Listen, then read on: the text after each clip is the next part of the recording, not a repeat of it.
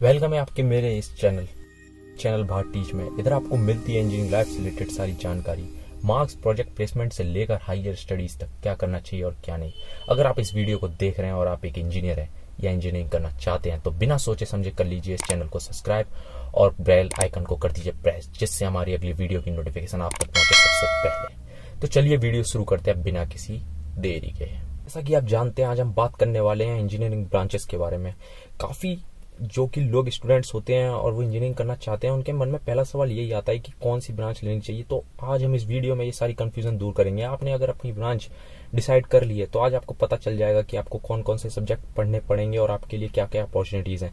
अगर आपने अभी तक अपनी ब्रांच को डिसाइड नहीं किया है और आप इंजीनियरिंग करना चाह रहे हैं तो इस वीडियो के बाद आपकी ये कंफ्यूजन दूर हो जाएगी और आपका एक माइंड सेट क्लियर हो जाएगा कि आपको कौन सी ब्रांच लेनी चाहिए और कौन सी नहीं। तो चलिए स्टार्ट करते हैं।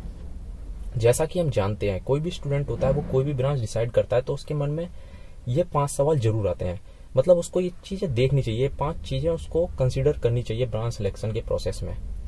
सबसे पहला है इंटरेस्ट, कि उसका किस चीज में इंटरेस्ट है, कौन से सब्जेक्ट्स में उसका इंटरेस्ट है। दूसरा placement, package, fourth government jobs और हायर स्टडीज। इन 5 चीज को कोई भी स्टूडेंट होता है वो जरूर देखता है और उसको देखना भी चाहिए। सबसे पहले हम बात कर लेते हैं उसके इंटरेस्ट की। इंटरेस्ट को हमने 2 कैटेगरी में बांटा है कि जैसे कि अगर तुम्हारा कोई लॉन्ग टर्म एम है, तुमने कोई लॉन्ग टर्म एम बना लिया है कि मुझे ऑटोमोबाइल इंडस्ट्रीज में जाना है, या फिर मुझे गाड़ियों में इंटरेस्ट है, ऑटो सेक्टर में जाना है, या मुझे बिजली विभाग में जाना है, मुझे ट्रांसफार्मर वगैरह में काम करना अच्छा लगता है, तो आपने ये लॉन्ग टर्म एम बना लिया है तो आप उसी हिसाब से ब्रांच ले सकते हो। जैसे कि अगर आपको ऑटोमोबाइल्स में इंटरेस्ट है, मैन्युफैक्चरिंग में इंटरेस्ट है तो आप लोगे मैकेनिकल। अगर आपका इलेक्ट्रिकल में इंटरेस्ट है तो आप लोगे इलेक्ट्रिकल इंजीनियरिंग। अगर आपका ट्रांसफॉर्म वगैरह में इंटरेस्ट है तो इसी प्रकार से। पर इंटरेस्ट लॉन्ग टर्म एम से अच्छा है कि आप पहले ये डिसाइड कर लीजिए आपका किन सब्जेक्ट्स में मन लगता है, तो उस हिसाब से आप सब्जेक्ट्स के अनुसार अगर आप अपना ब्रांच चुनेंगे तो वो आपके लिए काफी अच्छा है। जैसे कि हम बात करते हैं सब्जेक्ट वाइज। अगर आप सीएसई लेने की सोच रहे हैं तो आपको डिजाइन एंड एनालिसिस एल्गोरिथम्स पढ़ना पड़ेगा, डाटा स्ट्रक्चर पढ़ना पड़ेगा, सी लैंग्वेज पढ़नी पड़ेगी, C++ पढ़नी पड़ेगी, ऑपरेटिंग सिस्टम पढ़ना पड़ेगा। मतलब आपको बेसिकली लैंग्वेजेस और प्रोग्रामिंग से रिलेटेड काफी कुछ पढ़ना पड़ेगा।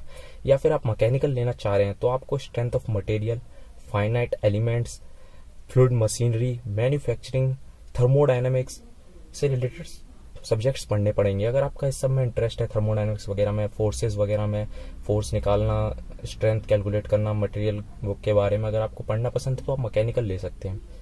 अब हम बात करते हैं इलेक्ट्रिकल इंजीनियरिंग की। AC DC इलेक्ट्रिक मशीन्स के बारे में पढ़ना पड़ेगा, पावर इलेक्ट्रॉनिक्स के बारे में पढ़ना पड़ेगा, ट्रांसफार्मर मोटर्स के बारे में पढ़ना पड़ेगा। अगर आपको ट्रांसफार्मर वगैरह के बारे में पढ़ना अच्छा लगता है, मशीन्स के बारे में पढ़ना अच्छा लगता है तो आपके लिए इलेक्ट्रिकल इंजीनियरिंग काफी अच्छी है। अब बात करते हैं सिविल इंजीनियरिंग की। काफी लोग सिविल इंजीनियरिंग लेने की चाहत रखते हैं तो वो जानना चाहते हैं कि उसमें आपको कौन कौन से सब्जेक्ट पढ़ने पड़ेंगे। सीमेंट पढ़ना पड़ेगा, कंक्रीट पढ़ना पड़ेगा, कंस्ट्रक्शन मेथड पढ़ना पड़ेगा, डिजाइनिंग पढ़नी पड़ेगी, मटेरियल्स पढ़ना पड़ेगा, स्ट्रेंथ ऑफ मटेरियल इसमें भी पढ़ना पड़ेगा, स्ट्रक्चर एनालिसिस करनी पड़ेगी। ये भी बेसिकली यही ट्रस्ट वगैरह फोर्सेज आपका डिपेंड करता है, आपको ये सब पढ़ना पड़ेगा फिजिक्स से रिलेटेड। अगर आप बात करते हो ऑटोमोबाइल्स इंजीनियरिंग की तो आपको पढ़ना पड़ेगा इंजन सिस्टम। जैसा कि आप नाम से भी समझ पा रहे हो, ऑटोमोबाइल्स इंजीनियरिंग है तो ऑटोमोबाइल से रिलेटेड ही आप सब्जेक्ट्स पढ़ोगे। Fluid machines, aerodynamics, thermodynamics, controlling system, तो इस टाइप्स का। पर मैं आपको प्रेफर करूंगा जो भी लोग एरोनॉटिकल इंजीनियरिंग लेना चाहते हैं तो मैं उनको ये प्रेफर करूंगा कि तो आप एरोनॉटिकल ना लेकर मैकेनिकल ले सकते हो, क्योंकि एरोनॉटिकल इंजीनियरिंग में क्या होता है, आपका जो स्कोप है वो एक तरह से सीमित हो जाता है कि आपको ऑटोमोबाइल्स में ही जगह है। अगर आपका ऑटोमोबाइल्स में कुछ ज्यादा ही पक्का एम है कि आप ऑटोमोबाइल्स में ही जाना है आपको, तो फिर आप ऑटोमोबाइल्स ले सकते हो। पर अगर आपका कुछ ऐसा नहीं है, क्योंकि मैकेनिकल में भी आपको ऑटोमोबाइल्स पढ़ाई जाएगी, उसमें भी आपको ऑटोमोबाइल्स में अच्छी खासी अपॉर्चुनिटीज होती हैं, पर उसमें आपकी रेंज अपॉर्चुनिटीज वाइड रहती हैं कि यार आप काफी चीजों में जा सकते हो। तो ये तो क्या है, मेरी बात थी। पर मैं तो यही प्रेफर करूंगा कि अगर आप ऑटोमोबाइल्स लेना चाहते हो तो मैकेनिकल लो, उसके अच्छा रहेगा।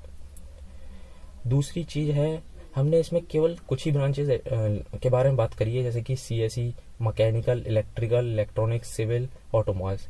तो हम दूसरी बात कर लेते हैं प्लेसमेंट की। प्लेसमेंट दूसरा क्राइटेरिया आता है कि स्टूडेंट सोचते हैं कि हम कौन सी ब्रांच ऐसी लें जिसमें हमें प्लेसमेंट काफी अच्छा मिल जाए। तो अगर आप सोच रहे हो कि आपको प्लेसमेंट चाहिए जल्दी, मतलब समझ रहे हो बात को, कि अगर आप प्लेसमेंट जल्दी लेना चाहते हो कि आपको प्लेसमेंट जल्दी मिल जाए, आपको कोई टेंशन ना हो कि आपने इंजीनियरिंग करी और आपको प्लेसमेंट मिल जाए, तो आप जानते ही हो कि है ना, अब जो हमारा समय है, हमारा जो वर्ल्ड है वो सॉफ्टवेयर की तरफ जा रहा है। अब सारा काम सॉफ्टवेयर पे होता है, तो आप सीधी सी बात है, तो आप CSE की तरफ जाओ, computer science and engineering. IT भी ले सकते हो, इंफॉर्मेशन टेक्नोलॉजी, क्योंकि अब सॉफ्टवेयर का ज़माना है, तो इसमें आपकी इसका स्कोप कभी ख़त्म नहीं होगा, तो इसमें आपको हमेशा जॉब मिलेगी। अब तीसरी बात कर लेते हैं पैकेज की, क्योंकि काफ़ी स्टूडेंट्स के मन में ये बात रहती है कि यार ऐसी कौन सी ब्रांच लें कि हमें पैकेज अच्छे मिल जाए। तो देखो यार, पैकेज तो डिपेंड करता है कॉलेज की ब्रांड पे, समझ रहे हो ना, ब्रांडिंग पे डिपेंड करता है कॉलेज कि कौन कितना पैकेज मिलेगा। जैसे कि मैं एग्जांपल लेता हूँ, आप किसी NIT या IIT के कॉलेज में हो, NIT का एग्जांपल ले लेते हैं, IIT की तो बात ही नहीं करते, उसमें तो फिर ब्रांच क्या, फिर तो आप इंटरेस्ट के हिसाब से कोई भी ब्रांच ले लीजिए, वो तो फिर आप इंटरेस्ट के हिसाब से कोई ब्रांच लीजिए, आपकी नौकरी सब कुछ नीचे के सारे क्राइटेरिया फुलफिल करेंगे। बट अगर आप बात करते हो, मैं एक एग्जांपल लेता हूँ, जैसे कि NIT है और आप किसी प्राइवेट कॉलेज में और किसी बंदा कोई NIT में, तो अब उसने ब्रांच सिलेक्शन कर रखा है कंप्यूटर